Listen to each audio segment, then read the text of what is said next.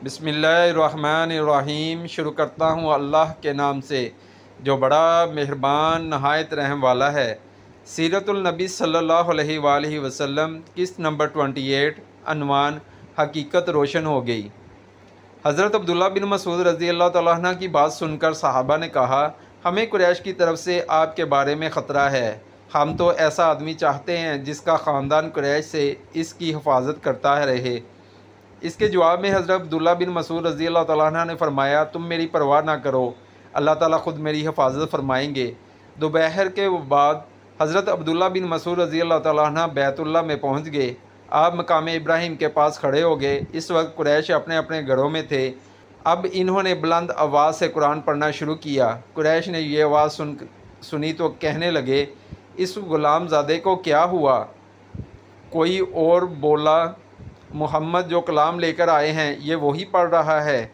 ये सुनते ही मुशरिकीन इनकी तरफ दौड़ पड़े और लगे इन्हें मारने पीटने। अब्दुल्ला बिन मसूद रज़ी अल्लाह तआला अन्हु चोटें खाते जाते थे और कुरान पढ़ते जाते थे, यहाँ तक कि इन्होंने सूरत का ज़्यादातर हिस्सा तिलावत कर डाला। इसके बाद वहाँ से अपने साथियों के पास आ गए। इनका चेहरा इस वक्त तक लहूलुहान हो चुका था।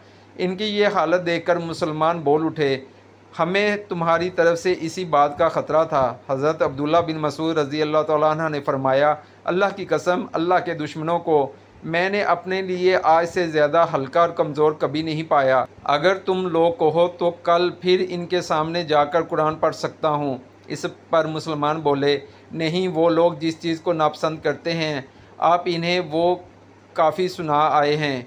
कुफ़ार का ये जुल्म व सितम जारी रहा। ऐसे में एक दिन हुज़ूर नबी करीम सल्लल्लाहु अलैहि वसल्लम सफ़ा की पहाड़ी के पास मौजूद थे। अबू जहल आपके पास से गुज़रा। इसने आपको देख लिया और लगा गालियां देने। इसने आप सल्लल्लाहु अलैहि वसल्लम के सर पर मट्टी भी फेंकी। अब्दुल्ला बिन जद्दान की बांदी ने यह मंज़र देखा। फिर अबू जहल आपके पास से चलकर हरम में दाखिल हुआ। वहाँ मुशरिकीन जमा थे। वो इनके पास अपना कारनामा बयान करने लगा। इसी वक्त आप सल्लल्लाहु अलैहि वसल्लम के चचा हज़रत हमज़ा रज़ी अल्लाह तआला अन्हु हरम में दाखिल हुए। ये इस वक्त तक मुसलमान नहीं हुए थे। तलवार इनकी कमर से लटक रही थी। वो इस वक्त शिकार से वापस आए थे। इनकी आदत थी कि जब शिकार से लौटते तो पहले हरम जाकर तवाफ़ करते थे, फिर घर जाते थे। हज़रत हमज़ा रज़ी अल्लाह तआला अन्हु हरम में दाखिल होने से पहले अब्दुल्ला बिन जद्दान की बांदी के पास से गुज़रे। इसने सारा मंज़र खामोशी से देखा और सुना था। इसने हज़रत हमज़ा रज़ी अल्लाह तआला अन्हु से कहा, ए हमज़ा, कुछ ख़बर भी है? अभी अभी यहाँ अबू हकम बिन हशाम अबू जहल ने तुम्हारे भतीजे के साथ क्या सलूक किया है? वो यहाँ बैठे थे। अबू जहल ने इन्हें देख लिया, इन्हें तकलीफ़ पहुँचाई, गालियाँ दी और बहुत बुरी तरह पेश आया। आपके भतीजे ने जवाब में इसे कुछ भी नहीं कहा। सारी बात सुनकर हज़रत हमज़ा रज़ी अल्लाह तआला अन्हु ने कहा, जो कुछ तुम बयान कर रही हो क्या ये तुम अपनी आँखों से देखा है? इसने फ़ौरन कहा, हाँ, मैंने खुद देखा है। यह सुनते ही हज़रत हमज़ा रज़ी अल्लाह तआला अन्हु जोश में आ गए। चेहरा गुस्से से तमतमा उठा। फ़ौरन हरम में दाखिल हुए। वहाँ अबू जहल मौजूद था। वो कुरैशियों के दरमियान में बैठा था। ये सीधे इस तक जा पहुँचे। हाथ में कमान थी, बस वही खींच कर इसके सर पर दे मारी। अबू जहल का सर फट गया। हज़रत हमज़ा रज़ी अल्लाह तआला ने इससे कहा, तू मोहम्मद को गालियाँ देता है? सुन ले, मैं भी इसका दीन इख्तियार करता हूँ। जो कुछ वो कहता है वही मैं भी कहता हूँ। अब अगर तुझ में हिम्मत है तो मुझे जवाब दे।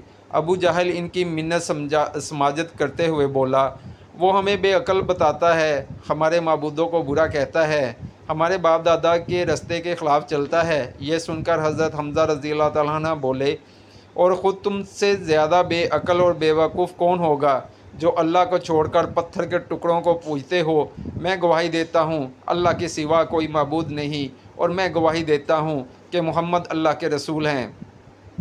इनके ये अल्फाज सुनकर अबू जहल के ख़ानदान के कुछ लोग यकदम हज़रत हमज़ा रज़ी अल्लाह तआला अन्हु की तरफ बढ़े और इन्होंने कहा, अब तुम्हारे बारे में भी हमें यकीन हो गया है कि तुम भी बेदीन हो गए हो। जवाब में हज़रत हमज़ा रज़ी अल्लाह तआला अन्हु ने फरमाया, आओ, कौन है मुझे इससे रोकने वाला? मुझ पर हकीकत रोशन हो गई है। मैं गवाही देता हूँ कि वो अल्लाह के रसूल हैं। जो कुछ वो कहते हैं वो हक़ और सच्चाई है।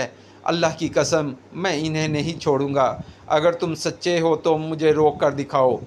ये सुनकर अबू जहल ने अपने लोगों से कहा, अबू अमारा यानी हज़रत हमज़ा रज़ी अल्लाह तआला अन्हु को छोड़ दो। मैंने वाकई इनके भतीजे के साथ अभी कुछ बुरा सलूक किया था। वो लोग हट गए। हज़रत हमज़ा रज़ी अल्लाह तआला अन्हु घर पहुँचे। घर आकर इन्होंने उलझन महसूस की कि ये मैं कुरैश के सामने क्या कह आया हूँ। मैं तो कुरैश का सरदार हूँ। लेकिन फिर आपका ज़मीर इन्हें मलामत करने लगा।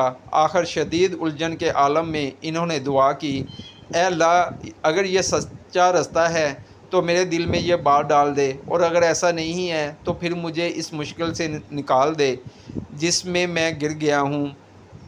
वो रात इन्होंने इसी उलझन में गुजारी। आखिर सुबह हुई तो हुज़ूर नबी करीम सल्लल्लाहु अलैहि वसल्लम के पास पहुँचे। आपसे अर्ज़ किया, भतीजे, मैं ऐसे मामले में उलझ गया हूँ कि मुझे इससे निकलने का कोई रास्ता सुझाई नहीं देता, और एक ऐसी सूरत हाल में रहा जिसके बारे में मैं नहीं जानता ये सच्चाई है या नहीं। बहुत सख्त मामला है। इस पर हज़रत सल्लल्लाहु अलैहि वसल्लम हज़रत हमज़ा रज़ी अल्लाह तआला अन्हु की तरफ मुतवज्जा हुए। आपने इन्हें अल्लाह के अज़ाब से डराया, सवाब की खुशखबरी सुनाई। आपके वाज़ और नसीहत का ये असर हुआ कि अल्लाह ताला ने इन्हें ईमान का नूर अता फरमा दिया।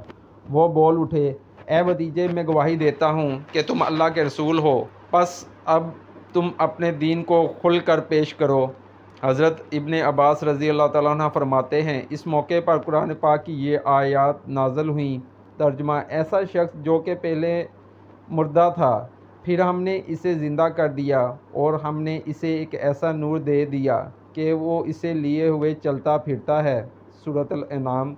हज़रत हमज़ा रज़ी अल्लाह तआला अन्हु के ईमान लाने पर हुज़ूर नबी करीम सल्लल्लाहु अलैहि वसल्लम को बहुत ज़्यादा खुशी हुई। इसकी एक वजह तो ये थी कि हज़रत हमज़ा रज़ी अल्लाह तआला अन्हु आप सल्लल्लाहु अलैहि वसल्लम के सगे चचा थे। दूसरी वजह ये थी कि वो कुरैश में सबसे ज़्यादा मुअज़्ज़ज़ फ़र्द थे। इसके साथ ही वो कुरैश के सबसे ज़्यादा बहादुर, ताकतवर और ख़ुददार इंसान थे। और इसी बुनियाद पर जब कुरैश ने देखा कि अब रसूलुल्लाह सल्लल्लाहु अलैहि वसल्लम को मज़ीद क़ुव्वत हासिल हो गई है, तो इन्होंने आप सल्लल्लाहु अलैहि वसल्लम को तकलीफ़ पहुँचाने का सिलसिला बंद कर दिया। लेकिन अपने तमाम जुल्म और सितम अब वो कमज़ोर मुसलमानों पर ढाने लगे। किसी कबीले का कोई भी शख्स मुसलमान हो जाता, वो इसके पीछे हाथ धोकर पड़ जाते। ऐसे लोगों को कैद कर देते, भूखा प्यासा रखते, तपती रेत पर लटाते, यहाँ तक कि इसका ये हाल हो जाता कि वो सीधा बैठने के काबिल भी ना रहता। इस जुल्म और ज़्यादती पर सबसे ज़्यादा अबू जहल लोगों को उकसाता था। ऐसे ही लोगों में से एक हज़रत बिलाल हबशी रज़ी अल्लाह तआला अन्हु भी थे। आपका पूरा नाम बिलाल बिन रियाह था। ये उमैया बिन खल्फ़ के ग़ुलाम थे। हज़रत बिलाल रज़ी अल्लाह तआला अन्हु मक्का में पैदा हुए थे।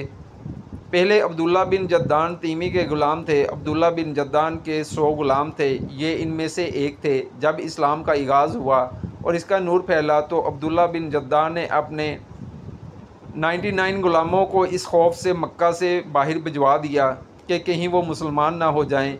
बस इसने हज़रत बिलाल बिन रियाह रज़ी अल्लाह तआला अन्हु को अपने पास रख लिया। ये इसकी बकरियां चुराया करते थे। इस्लाम की रोशनी हज़रत बिलाल रज़ी अल्लाह तआला अन्हु तक भी पहुंची। ये ईमान ले आए, मगर इन्होंने अपने इस्लाम को छुपाए रखा।